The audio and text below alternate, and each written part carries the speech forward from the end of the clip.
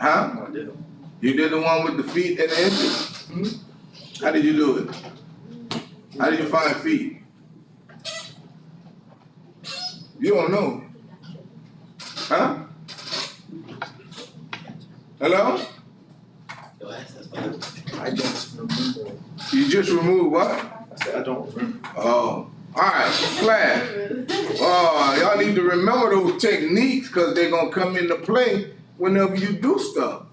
Alright, so let's look at this, class. Let's see.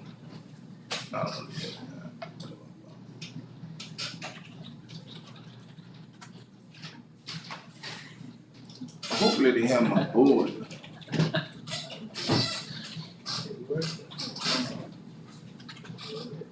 Maybe have my board set up. Let's see. I don't have it set up. All right. So here we go.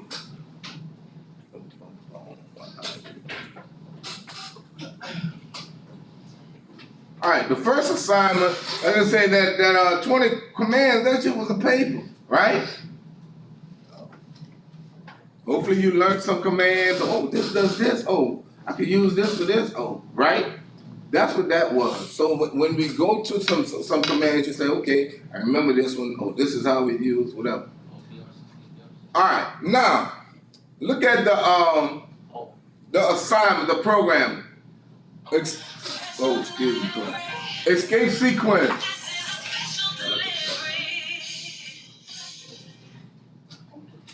All right. Now, I didn't go back to my office, my door wide open. The escape sequences. Looking at this here, I wanted all that printed, correct, class? Yes, sir. Right? Yes, sir. Now, if anything, if anything, when you first started your see out statement, you know that to output that particular string, right? Everything you see up there needs to be in what? Double quote. So you're gonna have those beginning and ending double quotes. You have to, right? Look at the next character. What's the character? Next character. Double quote. How can I output a double quote? Backslash double quote. Escape sequence. In order for me to output that double quote, I'd have to have that backslash in front of it, right? The backslash. Bam, backslash, backslash. So everybody see what's happening, right? Then the percent sign. Huh? Just the percent, right? And then what? The double quote, so you're gonna do what? Backslash double quote. Right? Then what? The character, text character of bear, so you just type that out, right?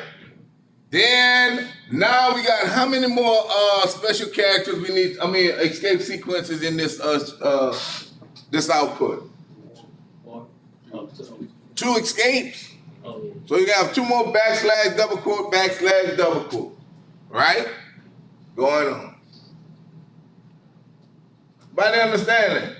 Yes, sir. In order to print the backslash, the backslash, double quote, in some compilers, single quote, you got to use backslash. Or what happens, it confuses the compiler, right?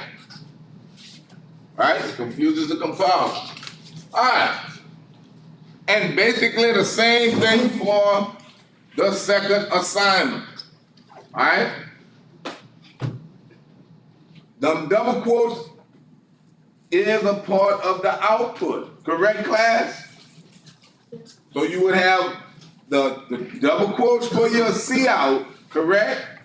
Then you got backslash double quote, pound sign, slash, backslash single quote, batten, space, slash, space, at, space, backslash, backslash, backslash, backslash, space, root, backslash, single quote, backslash, backslash, backslash, backslash. Everybody understand that? Pound sign, backslash, double quote. And all that's in what? Double quote. Close double quote. Right? Hello? Yes. Yes. Question, yeah, what you got? I have a question. Oh, okay. Alright. So that was that assignment. So then we look at what? This assignment. It said to take the number 70, well, the distance of 73, add it to the distance of 49, but I wanted it output in this format too, class. Alright? I didn't want you to write it out and give me the answer. Right? When I give you sample output, that's the output that I wanted in, right? The word, the abbreviation IN, I wanted that in the output. 10 FT 2 IN, I wanted that FT and IN in the output. Everybody understand it? So, I wanted you to create a variable to store 73, create a variable to store 49, right? Sum them up, store them in a variable, and then output the total, which was what? 122. Now you need to calculate or figure out how to get feet out of 122 inches. How do you do that? Just in general. How would you find out how many feet is in 122 inches? Divide by what? 12 inches, right? That's what we in our mind is 12 inches, but you got inches, a foot is 12 inches, so you divide by 12. Now, you can't just divide by a float variable, right? I mean, not say a float variable. You can't store the value into a float variable, right? What you have to do? Not then. You store it into an int. You got what I'm saying? Or you output it as an int. Either one. Right, class? Everybody understand that? Because when I divide 122 by 12, I'm gonna get what? 10 point whatever, right? 0.05 or something like that, whatever I'm gonna get. But I didn't want you to print what? 10 point whatever feet, you got me? It's just 10 feet. But now, you need to find the inches. So to find the inches, you can use the what? The modulus. What you would do, divide by 12, well, modulus the distance by 12, and it's gonna store the what? Remainder. And you can print the remainder. And that's how you got that one. Questions? Questions? Yes, sir. I got the same output, but I did it a little differently. Is that right? Okay, yeah. There's always more than one way. You understand? Because everybody thinks differently. But most times there's a more efficient way, right? Because yours might be more efficient. Yeah, I guess, no, mine's not efficient. I took the sum minus the feet times 10 to give me the inches. The sum. The sum of the. Right, so that's 122 feet. divided by what? Not 10, huh? Wait, Times. I'm trying to see what I did here. Times 12 divide 10 times 12 divide into that. Whatever the distance is, you divide it by 10 times 12, which is 120, and you get a remainder of 2, right? I did it a little different. I had a float called sum, which was the length in feet plus the Which was other length 122? in feet, and then I had a float called feet, which was What was the formula for feet? some typecasted to an int, Right, you see what I'm saying? Which what we talked about. That's right, that's good. and then I took. The But there was inches, some- and then I made the inches sum minus feet times 10 to move the decimal place over, so that way I could just display the inches. But You're really confusing. yeah, no, that's right. It came out all right, but like. You had to look, you, like if I have 0.5 inches, you multiply that times 12 and you get what? 53. 6, right? Okay. You know what I'm saying? 0.5 times 12 give you 6. So 0.5 inches is 6 inches. Okay. Right. So see, there's different ways to do it. Yeah, you did the typecast or whatever, which is good. Hopefully your answer will work for all situations. See, that's something you gotta be careful about too, that it works for all conditions. Because when you start putting in different values and it's not working, then you see that there's a problem. But most times, like you say, you test it to see, if it works for more random conditions. All right. So now, the next one. Bless you. Thank you. There we go. All right. So in this one, and we kind of went over this one, so you should have somewhat understood this. What we wanted to do. I've given you an expression, whatever that expression was, could have been anything. But I gave you this, 2a minus 4b plus 3ab minus 5 plus 2b. You want to take that expression, assign values to those variables in this equation. What are the variables? A and B, period. AB is not a variable by itself, AB. And what I mean by is not a variable, when you look at a mathematical expression, which we looked at in the book, AB is like saying A times B. Remember that? And we talked about that, right? So 2A is 2 times A, 4B is 4 times B, 3AB is 3 times A times B, 5A is 5 times A, and 2B is 2 times B.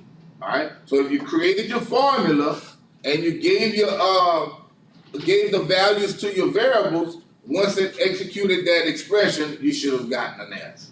All right? And what I'll do, I'll check to see if your answer is correct based on the value. All right? That you give it. All right? Everybody understand that? Yes, sir. Oh, you got it?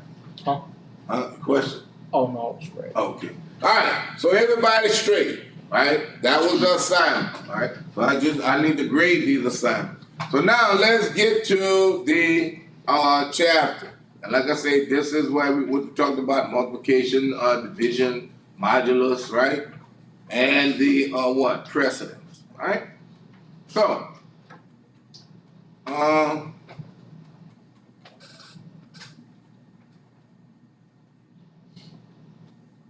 I think next we're going to talk about constant variables, and we'll kind of look at it and see what's what. Skip.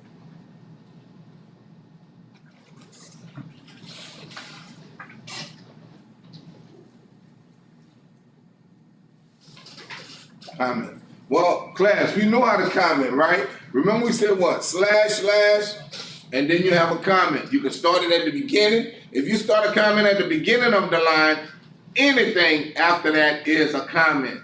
Everybody understand that? So when I do slash here, anything from here on is nothing. It won't be executed. But look here. I have an actual C++ statement. Double pay rate, and then semicolon, then I have slash.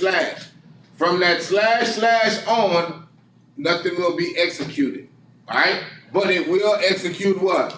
This statement here, right? But anything else after this on that line is just a comment, okay? There are also multi-line comments where you have slash asterisk and then you end it with asterisk slash.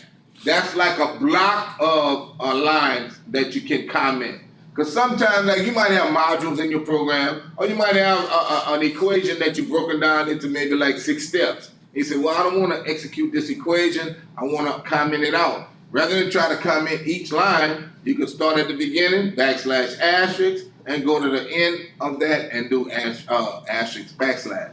So if comment that out, you can run the program without executing those statements. All right? Everybody understand the multi-line comment, right? All right. Now, name constant. So we know the number 5 is a what? Can number 5 ever change? The value of 5 change? No, it's a constant. 5 is 5 is 5. It's a constant. But if I wanted to create a constant in my program, or a variable in my program that cannot ever change within that program, I could make it a constant, all right, or a name a constant. Now, to do that, you simply place the word or the command const, all right, short for constant, all right. What that does is tell the compiler wherever you see this particular variable, and well, go back. Whenever you create a constant, a variable, you have to give a value. Okay, it would be kind of how would I say, irrelevant to create a constant and it doesn't have a value, right? So whenever you create a constant, it has a value. All right, you have to give it equals whatever. All right. Now, when you create that constant, you cannot and will not ever be able to change or assign that a value to that constant.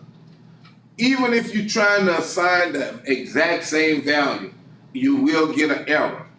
You know, you're violating the purpose. You're saying, okay, I have x equal 5. That's how you start your program. And then somewhere in the program, you're trying to say x is equal to y. Why? Why you want to say that? X, you said, was a constant variable, right? So when you create a constant variable, that means that variable will not change throughout the execution of that program. Now, you might say, okay, why would it be important to create constant variables? All right. Many people know, like with the banking system, they deal with like in this point, interest rates, right? Correct. So at one time in a particular year, an interest rate might be a certain value. Correct. So within that code, they might assign a constant value for that interest rate. So rather than using what? If the interest rate is 0.05 or whatever it may be, if they said const double interest rate equals 0.05, then they use interest rate in their program, say 1,000 times. Interest rate gonna always equal to what? 0.05. You understand? Now, I told you I used interest rate 1,000 times in my program, correct? What happens if the interest rate changed to 0.06? And I need to modify my program. Do I need to go in all those locations, those 1,000 locations, and change the value of interest rate? No, I just need to change it where? When I'm declaring that to be that constant. You got me? So that would be somewhat a benefit of creating a constant. Then you can use it anywhere in your program. You know it won't change, and use it and do whatever, right? And like I say, for modification purposes, if you ever have to modify, you won't have that much of a issue to change the value, all right? And then you know what it is throughout the program, all right? So that's some of the purposes of constant variables, all right?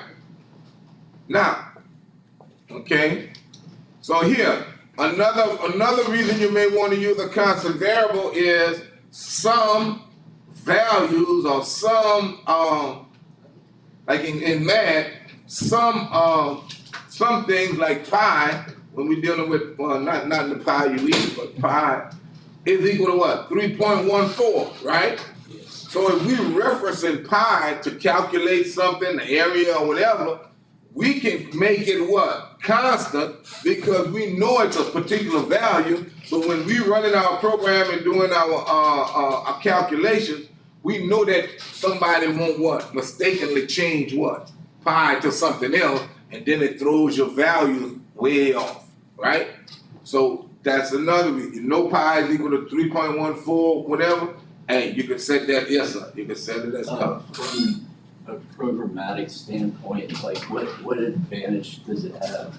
Is it like just that it stores it in the read-only segment of the program, where it like You can't So it change. doesn't have any kind of runtime errors, basically? No, It would just no. fault if it like got written to or something? Right. Well, like I say, the reason being is many times as a programmer, and depending how large your programmer is, you might mistakenly, or somebody going through your program might say, okay, pi is equal to x. Can't do that. Because what? If pi is constant, and you know pi is 3.14, pi is needed to calculate area or whatever, dealing with circles, whatever, you don't want that to change. Right, but So it controls you from overwriting what something. would be the advantage of that over just using a variable? Right, overwriting it. Because and the reason being is many times in your programs you might mistakenly, like I say, assign a value to a variable. You got it? It controls you. Okay, Right. yeah. Because another example would be you might just say pi plus plus. That plus plus adding 1 to pi, now you're at 4.15. You understand? Well, 4.14. You got what I'm saying? Just doing pi plus plus if it wasn't constant. Right, but could you do that with a constant though? No, but that's what I'm saying. But if it wasn't constant, you would be able to add to it. And then you say, oh, I fixed my problem. You may have fixed your problem in one area to get one answer, but it done threw off the whole rest of the program. So it controls you. Say, oh, it's constant, it can't be changed, it's used for this, and that's that. So it protects the program. All right. And when we get to 194, you'll see where we start using object-oriented programming, and where you're dealing with constants within functions and classes. Because what? Once I'm grabbing data, I don't want that data to change, because if somebody interject code into your program, then they can start changing variables. But if you So make it's it like constant and control it, Yeah. okay, that it's a violation. Right. Alright? Alright. Programming style. Programming style is your signature. The style or the way in which you write your code. Some people may write their code double spacing every line. Some people may write their code putting comments at the beginning of whatever, and then the program. Some people may write their code where they comment every line or every if, every loop, every whatever. Some people may have a programming style where they have certain variables are all lowercase. Other function variables, the first letter is uppercase. Constant variables, all letters are up. Whatever it is, that's kind of like your signature, your style, that you come up with in creating, when you create your program. So that when you look at that program, you're like, oh, that looks like my code. You can see it and you can identify it as being yours because of the techniques that's being used in writing it. So that's all programming style is. All right? And like I say, there's no right or wrong programming style. You understand? Like I say, you just come up with your style, and like I say, nothing wrong. Look here, look at this. This could be a programming style, but it could be kind of what? Confusing. They have two lines, well, not 2 lines. They have pretty much everything condensed. Using namespace std, semicolon, int main, open close, open curly brace, double. It's a program, right? But yet and still, when you get an error, or if you're trying to look through it to see actually what's going on, it might make it a little bit harder for a beginning programmer to see what's happening, right? But nothing wrong with it, other than that it's not very readable. All right. And look, same program, same answer. But what? You can pretty much see, I have 2 variables being declared here. This is my main, open, begin bracket, ending bracket. Here's my cout statement. So it just make it a little bit more understandable to look at, debug, etc. Right? So, but there's no problem with it. All right, no problem. All right, look at this one. What they did was for what? For every stream, they just put it on a new line. Everybody see that? So when they streamed out the Fahrenheit temperature is, all right, and they close the double quote, then they streamed out the Fahrenheit, then they streamed something else, the Celsius temperature here, then they streamed out the actual temperature, then they streamed out inline. So everywhere they did the output stream, they what? Put it on a new line. You can do that, nothing wrong with that, right? And some people just go all the way across. You know, that's programmer style. You know, you get the same results, right? Exact same results. If I were to take this, backspace it all the way here, backspace this all the way to here, backspace this here, and backspace that. Get the exact same answer. Alright? Alright.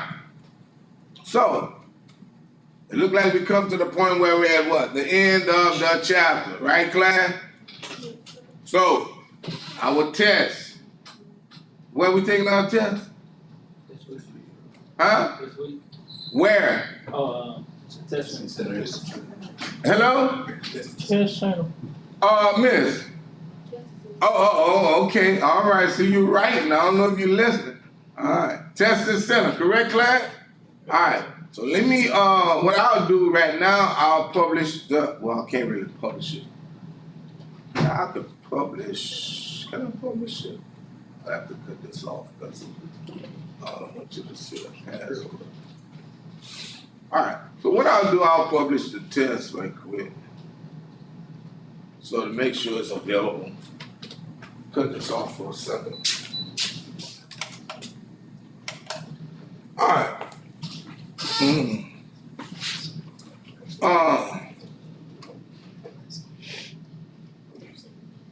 Set my password and stuff.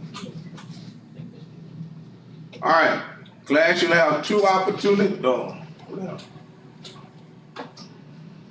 You have two opportunities to take the test. The test will be open until, what today? Well, let me look at this. Until the 17th, right, class? Hello? Huh? 10 o'clock. Don't wait to take it on Monday at 9 o'clock, though, right? Hello? All right.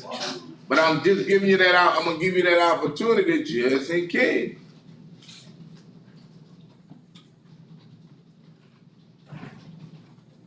I can tell you.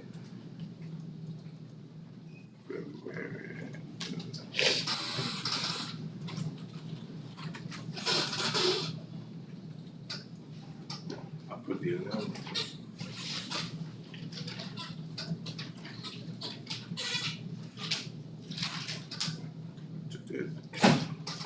So the 17th, right? 10 o'clock. So you need to schedule your test. How many people might take it through ProctorU? All right. Well, let's see. Not be after. I got 2059.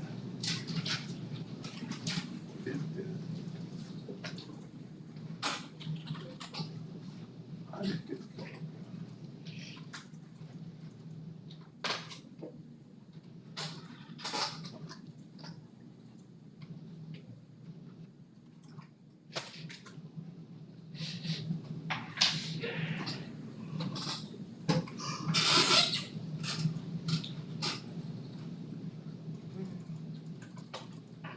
How did this get here?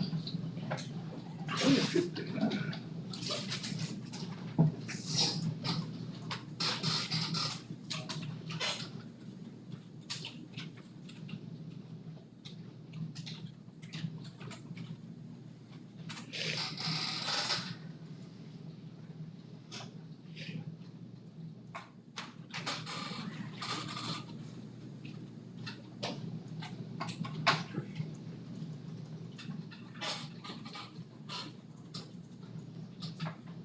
All right.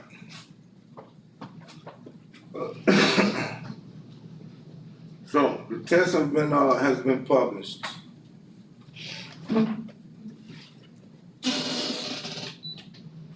Okay. So now let's start with chapter 3.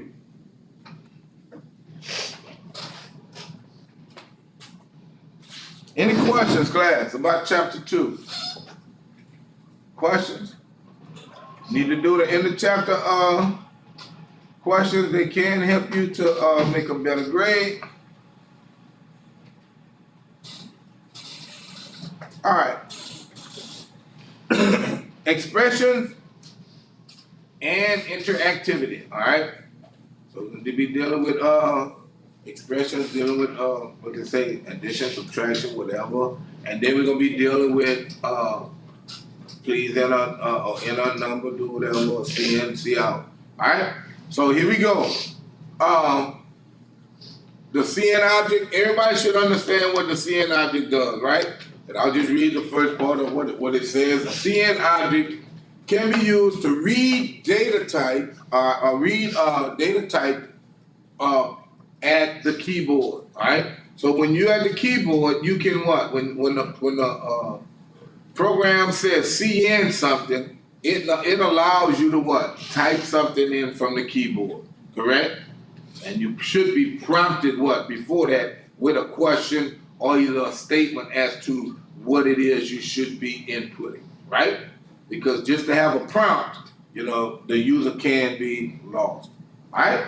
So that's basically what the CN statement is. Now, looking at this is a small program. And what it says, this says C out, this program calculates the area of A, but then it's C out rectangle. So all that could have been on one line, but it brought it to the next line, right? This program calculates the area of a rectangle, right? It just broke up the statement in two. Everybody got that? Then it says C out, so that was just almost like an introduction. This is what's going on. Now, it asking the user or you, what is the length of the rectangle? And then what? C in length. So now what? You will be prompted to say, okay, with the command or the statement, what is the length? So now you're going to enter the length, right? Now, if you look at this part of the program, and like I say, all that's going to be dependent on you, the use of the programmer. What type data is looking for? Looking at this. Integer data. Everybody understand that? So, what could be an appropriate see out statement here before they see in the list?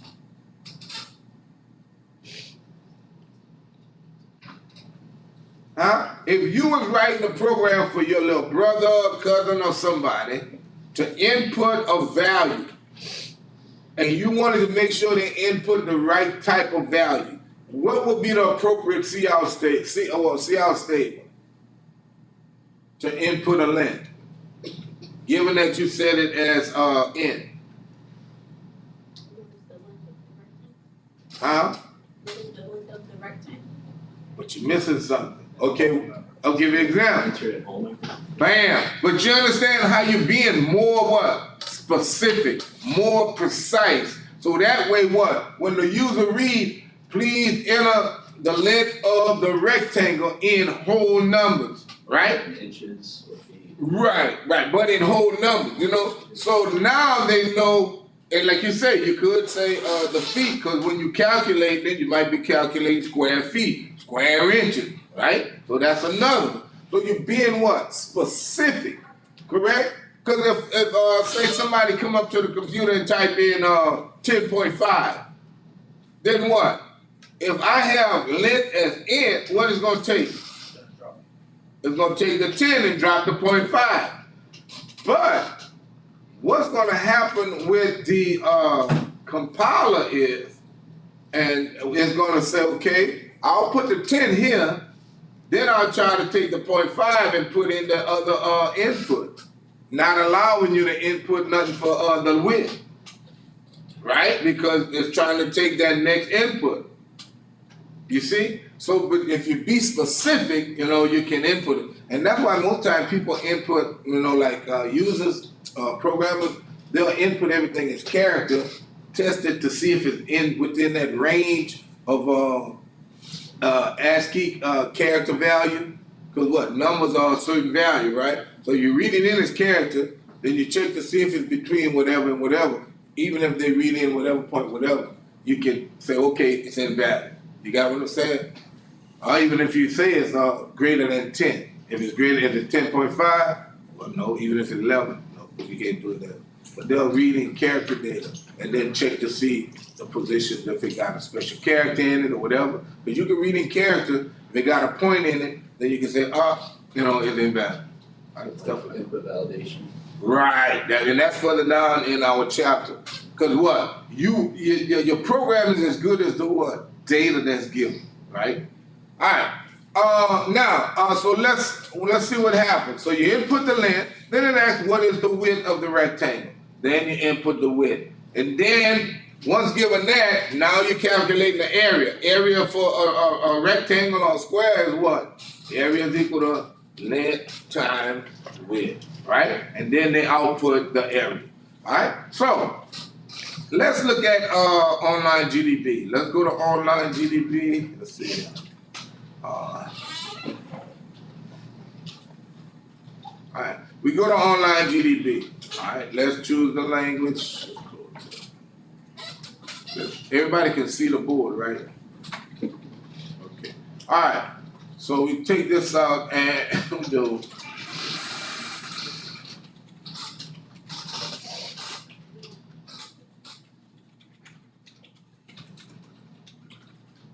All right, so here we do what? Inch,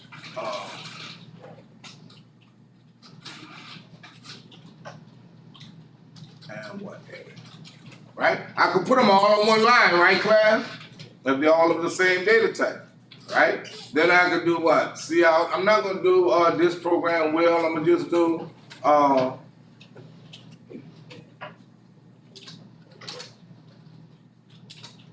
inch length, all right?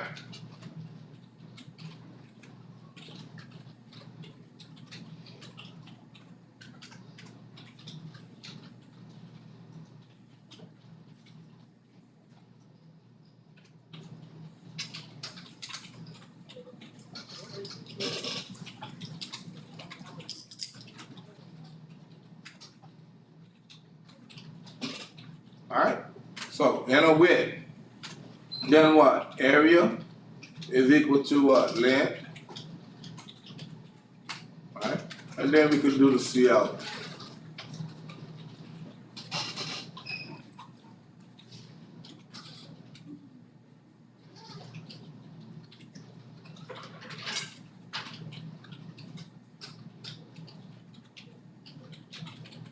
All right, so that's basically what the program is, right, class?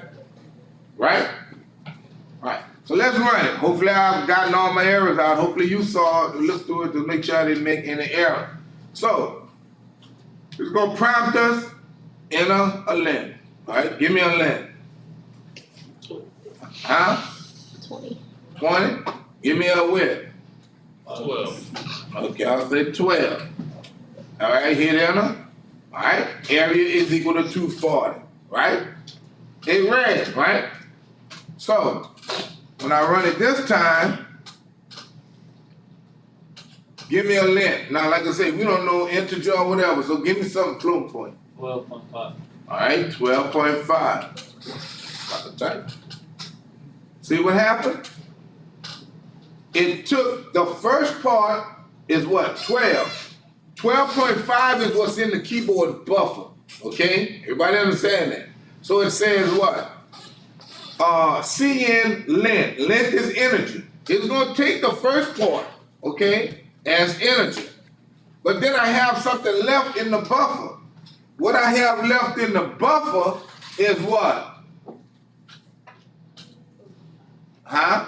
No, it removed the 12. Look. 0.5. Right, look. So it had what? 12.5 in the buffer, right? So it extracted this. And now I have what? 5. Right? So what they gonna put in The 10. The 0. that 0, 0.5, right? And all of a sudden my answer is what? Totally wrong. Right? Because it said automatically, hey, they got something in the buffer. I can't give him an opportunity to type something because what? Something is already just still there. So I'm gonna grab that, put it there, and calculate. Got me? Everybody see that? So see how see what difference it make in the data type and how people input the data, right? And how important data validation come into play later on, right? Because like I said, the program is right. It's just that we were not validating the input that they're putting in the computer. Everybody got that? Okay. But when you're more specific with your labels, then it's what? It's not pretty much on you. It's on what? The user. You know, when you say please enter a whole number, and they keep putting 0.86 or whatever, right? That's the user, right? All right. Okay.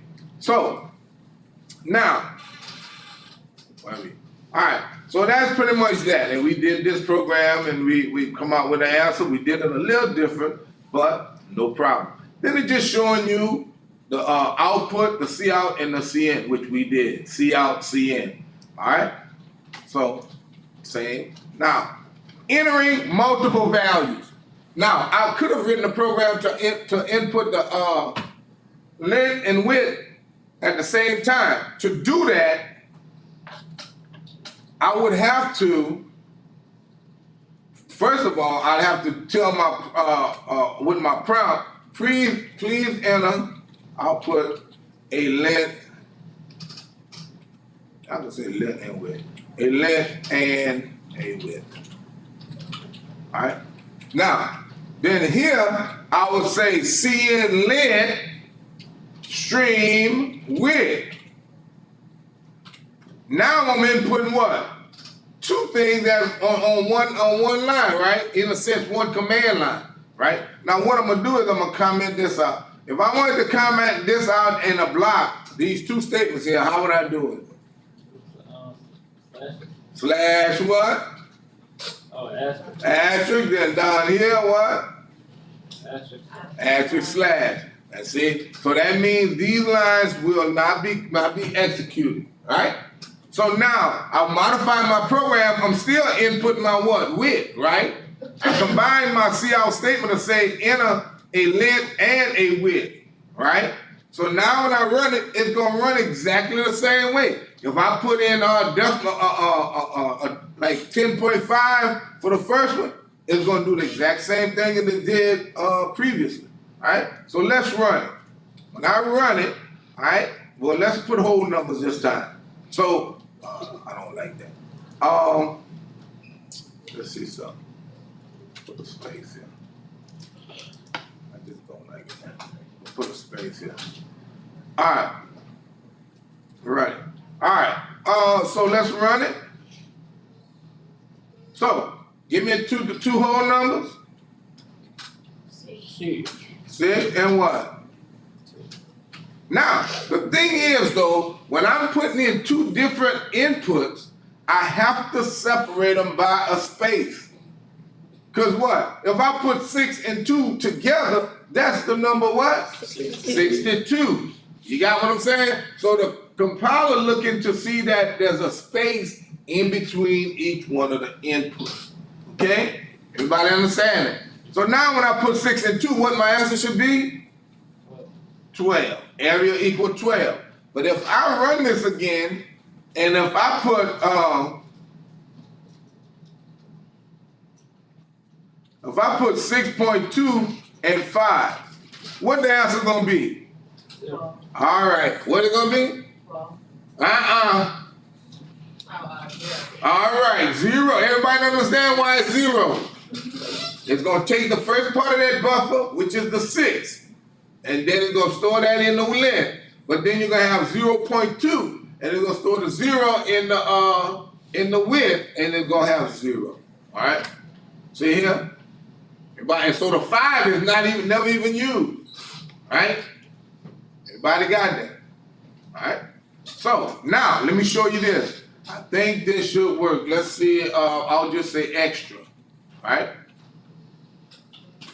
Right? And then I'll say,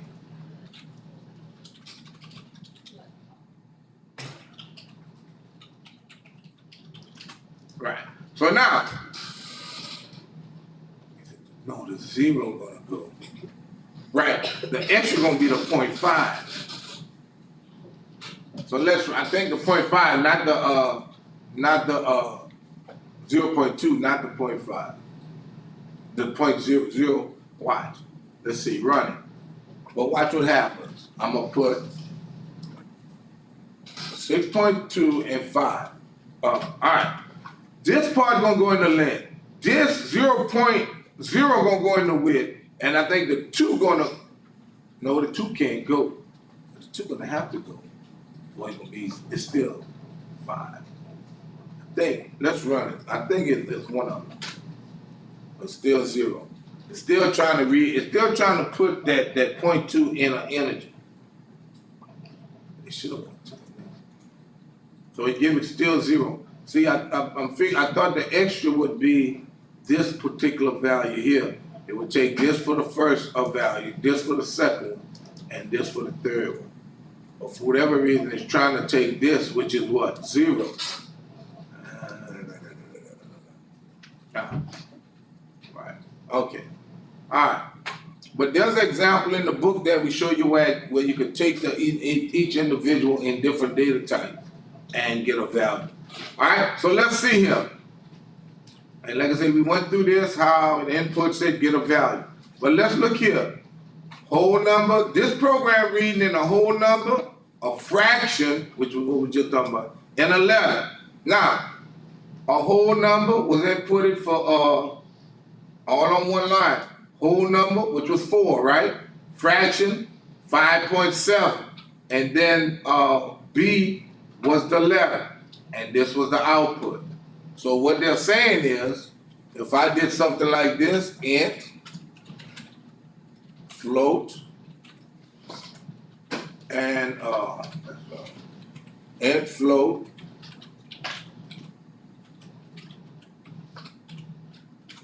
and what does it say? Letter.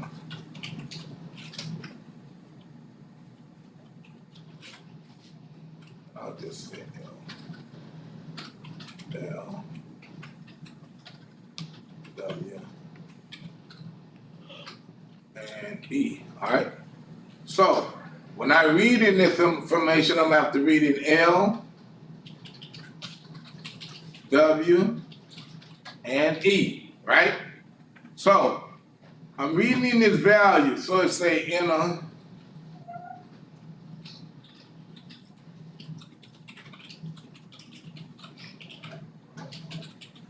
Right? So enter a whole number, a letter, and a fraction, right? But then I could output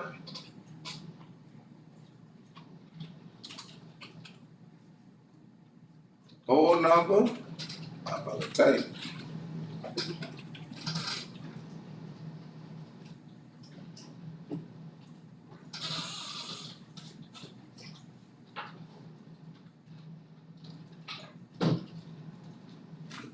Whole number, letter, and the fraction, right? So when I run this, what happened? I got area.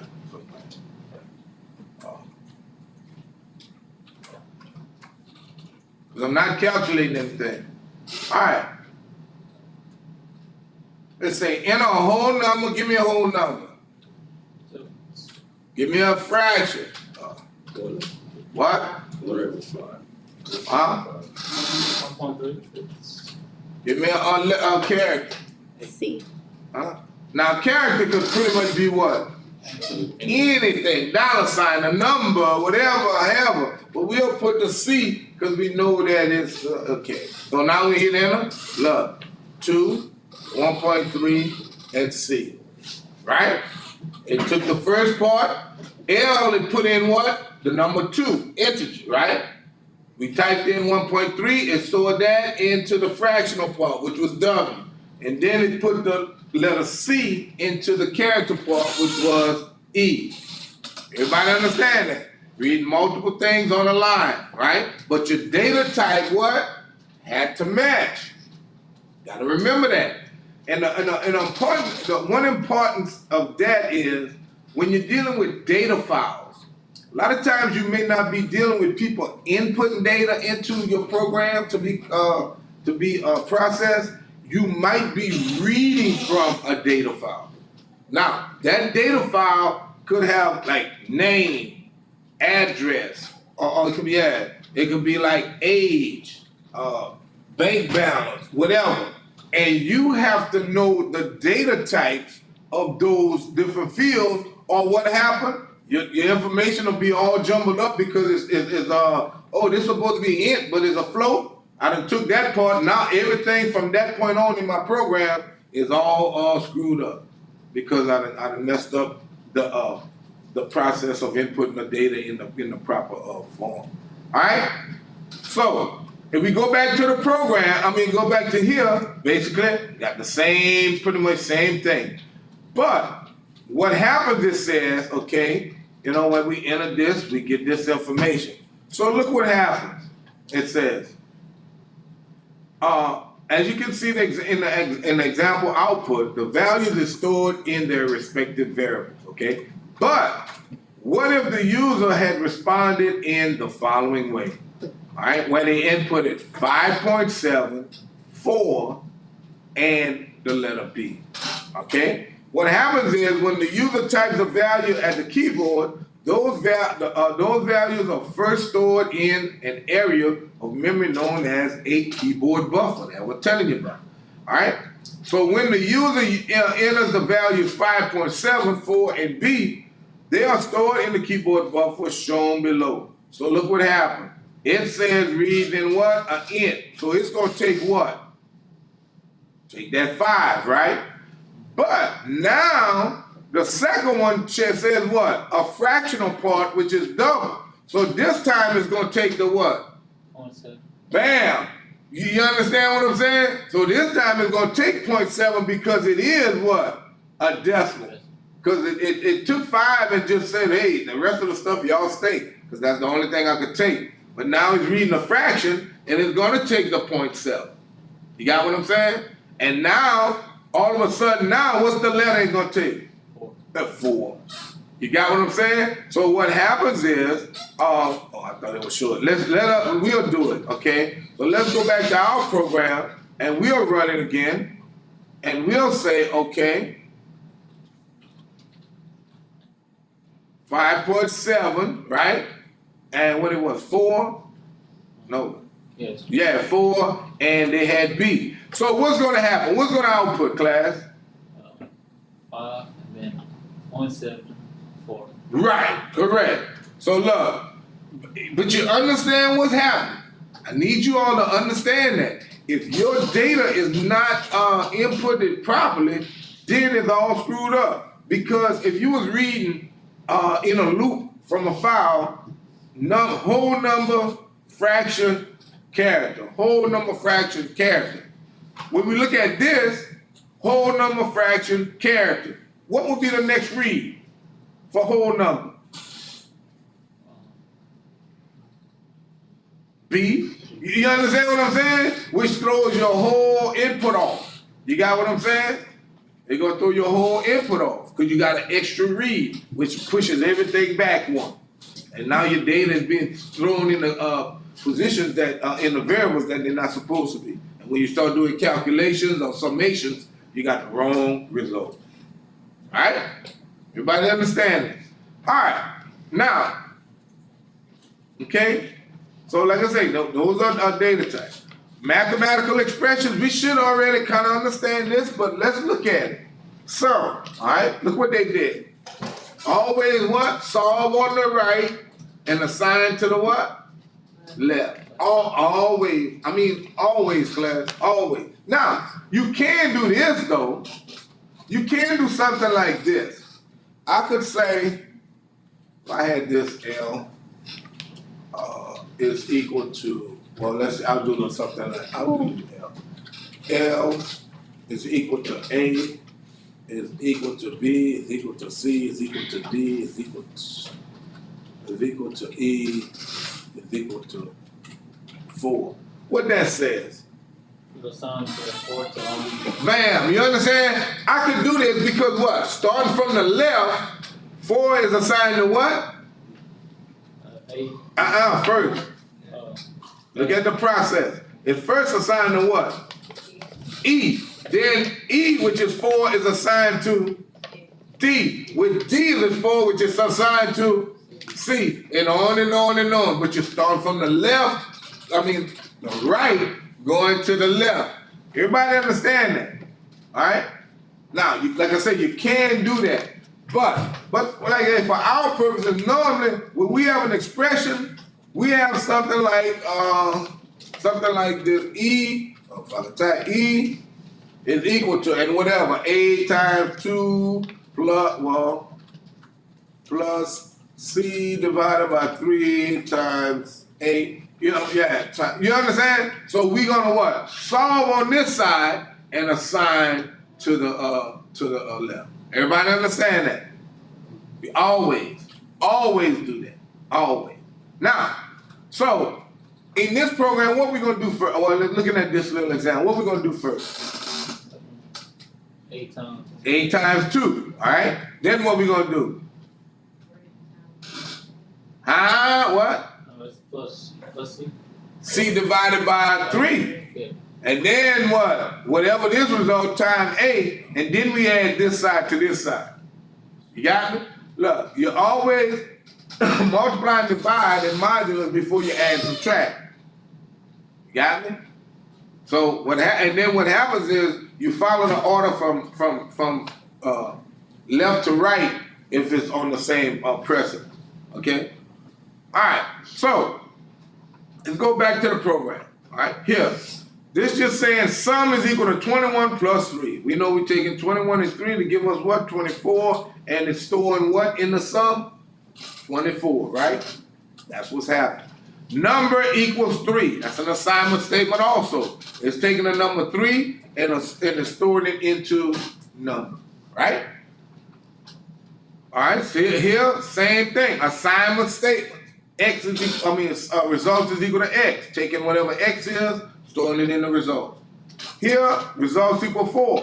Taking whatever 4 is, storing it in the result. Results equal 15 divided by 3. Taking this expression and we're giving us 5 and storing it into result. So whatever it is, storing it on the right side. So here, but what? We still depending, we need to know what the data type is so that we can store, we know what is actually stored, right? Because if it's int, we know it's gonna be a whole number. If it's float, we'll take on that what? Decimal if it has one. But all these is just whole number. Well, I don't know what this is. But it's whole numbers, right? So, look at this. What will results be for this? Anybody? Size of n. Answer. Wait. Result is equal to size of n. What result is equal to? Size of. Which is, we went over that, is actually for the byte size. Remember we talked about that? Like 41,000 something. 5 bonus points if you do. Don't guess it, know it. Huh? Read the question. Yeah. Given this, result is equal to size of n.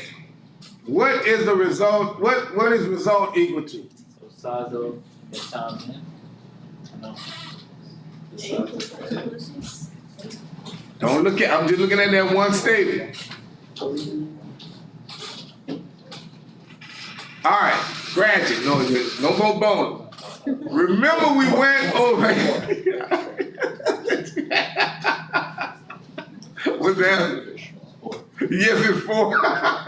Remember we talked about short. We talked about int. We talked about float. We talked about double. Remember we said like right now you're not worried about the byte sizes because you write small programs. We said short requires how many bytes? 2. Remember the number 32? What it was? 32,500 and something. Because of what? The 2 bytes. But it what? Increased the size because of how many bytes? Storage? 4 bytes. Remember? And remember, double was what? 8 bytes. Remember? Y'all don't remember that? Y'all don't remember we talking about that? Oh, okay, all right. But that would give assign 4 to results. All right? And then we got results equal A plus B plus C. All right? All right. So, like I say, in this program, this dealing with expressions, C out. Now, I don't normally want you to write code this way. Is it right or wrong? No, it's not wrong. But I always want you to store your result in a variable so that you can take it and use it and however you want. Because when you start putting expressions in a C out statement, then if you want to use that again, you have to use that same expression somewhere else. Then now you're trying to copy an expression over and over and over again. So, but it's not wrong, all right? Don't get me wrong with it, it's not wrong. But look here, they entered a numerator. Say we enter 10 for the numerator. Enter a denominator, say we enter a 5. So, they said C out 10 divided by 5. It will give you what? 2. You understand? But what did they do? They put the expression inside of the C out. Everybody see that? Okay, let me show it to you. So we here, all right? If I do this, I'll say L is equal to 10, all right? I'll just make this into int W is equal to 5, all right? Now, what I can do is, I'll take this out. I can do here, right here, I can say, I can take this out. Both of them. And here I can say C out, and what I can do, I'm gonna take all this out. I'll say C out L, L divided by W, all right? So rather than me find out what L divided by W is and store it in a variable and print the variable, it's taking it and actually calculating it while I'm output. All right? So when I run it, L, which is 10, divided by W, which is 5, going to give us 2. So when I run it, it's just going to get, whoa. Okay, let me go back up. I bet y'all forgot my semicolon. Oh. All right. Okay, that's right.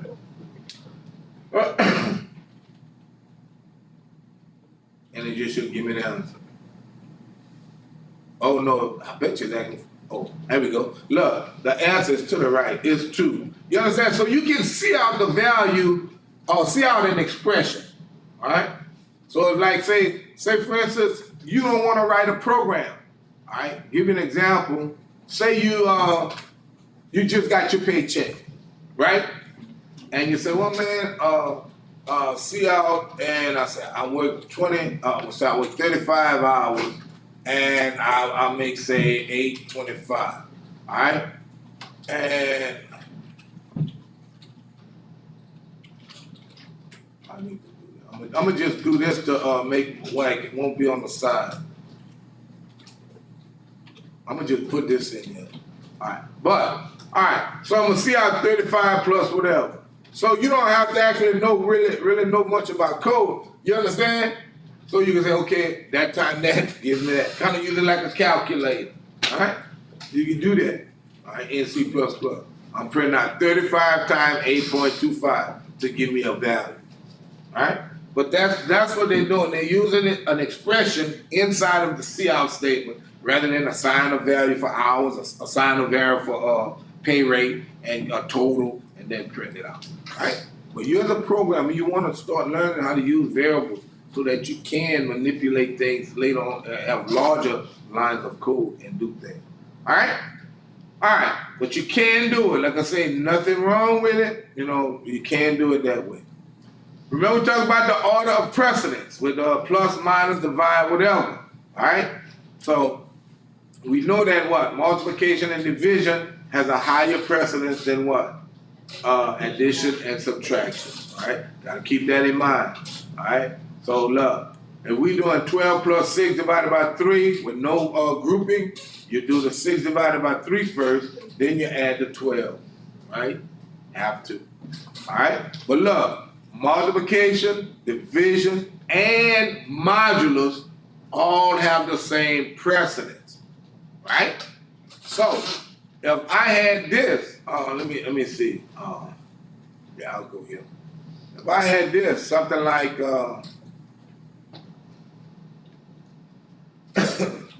10 plus 3, well, if I can tell you, plus 3, I'll say 33, modulus 10,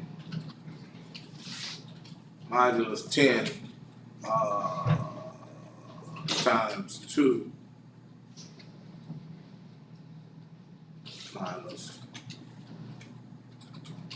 1 minus 1. What's that? What's the result of that? What you gonna do first? What's the modulus? 3. Huh? 3. 3. All right, 3 times 2 is what? Well, I'll show you the next step. So you do the multiplication. 3 times 2 is what? 6. Then we're gonna do what? 10. Go back to the beginning. 10 plus 6 is what? 16. 16 minus 1, 50. So that's what our answer should be, right, class? So let's run it. See what kind of mathematicians we are. Right? Okay, but everybody understand what happened, right? The modulus, the multiplication, division have the same precedent. Then the addition and subtraction follow. Right? Everybody see that? Everybody got that, right? So when I give y'all a quiz with some expressions, y'all gonna know how to calculate them, huh? And I'm gonna put it in the computer. Alright, so that's precedence. Alright, so make sure you understand. These are some examples. 5 plus 2 times 4. What you do first? 2 times 4. 3 divided by 2 times minus 3. What you do first? Huh? Divide by 2, right. 8 plus 12 times 2 minus 4. What you do first? 12 times 2. 4 plus 17 modulus 2 minus 1. What you do first? Right, modulus 2. 3 minus 3, 6 minus 3 times 2 plus 7 minus 1. What you do first? 3 times 2. You understand? Multiplication, division, and modulus have a higher precedence than addition and subtraction. Everybody understand that? All right. Then we're dealing with grouping, right? We kind of went over grouping. What grouping does, it allows you to do certain things in a certain order, all right? It'll change the order of wouldn't change the order of operation in a sense. It would, because what happened? I have to do within the what? Parentheses and work my way outward. Everybody understand that? You got to work. And see, when you're looking at this, we as programmers have to kind of understand this process, but then when we look at expressions that maybe a chemist or other scientists give us, we're gonna have to know how to use it and create our formula. Everybody understand that? And we have to know, because a parentheses in the wrong place can cause your number to be what? Way off. Correct? Right. So we got to understand that. So look here. These all have the what? Same precedence, right? So it doesn't matter what we group, we're gonna get the same what? Same answer. Whether I group 5 minus 3 plus then add 2 or 3 no, if I do this. Yeah, 2 minus 3. Right, correct. Right? So it's the same thing because they both have the same precedent. But another one here, same thing. Your order of precedence. Because they're all the same, you're going to get the same result. But what happens when they mix? That's when you have to make sure you do your grouping first. And like I say, understand the precedence here, right? And then your add and subtraction, all right? Now, this here from right to left, we know that what? A number, a negative number, and then we use that negative, associate that with that number, all right? Here we go.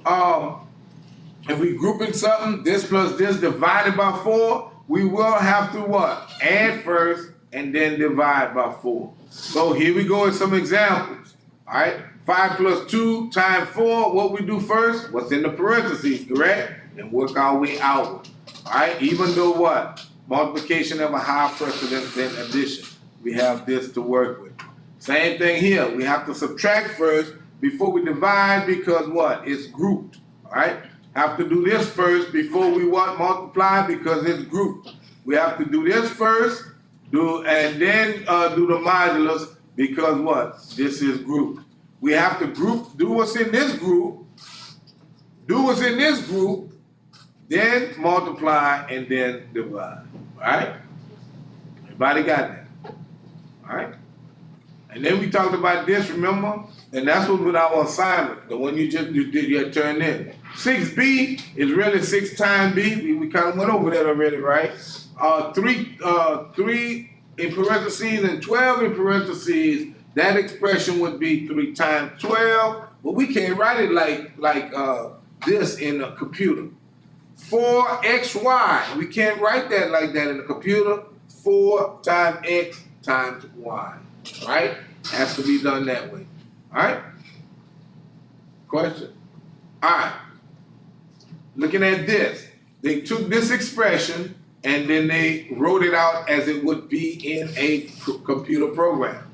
Y is equal to 3 times x divided by 2. Alright? So you got x divided by 2 and you're multiplying it by 3. Alright? Here you got z is equal to 3abc, so that's 3 times a times b times c plus 4. But then here we got a is equal to a numerator, so everything in the numerator is what? Is grouped, right? And then everything in the denominator is grouped and is divided, got the division. So you see how that one was actually written. Alright? Alright. Now, we talked about the math expression or math function POW, right? Power. Now, in order for us to use it, what was that header file we needed? Huh? What is it? Math.h, all right? So, it's not time to go, huh?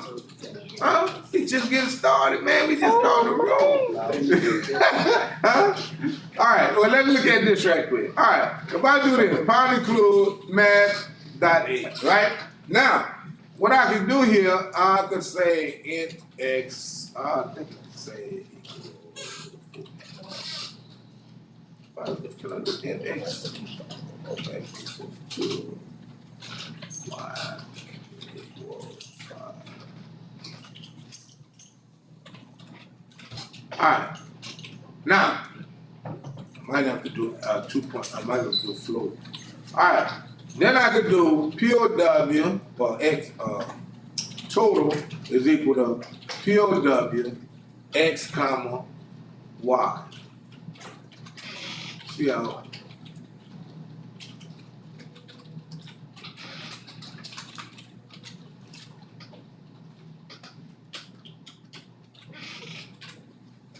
I think that's right. I might have to change it to point. Whatever. All right. So we run it, and what? 2 times 2 is what? Times 2 times 2 times 2. 32. So that's 2 to the 5th power gives us 32.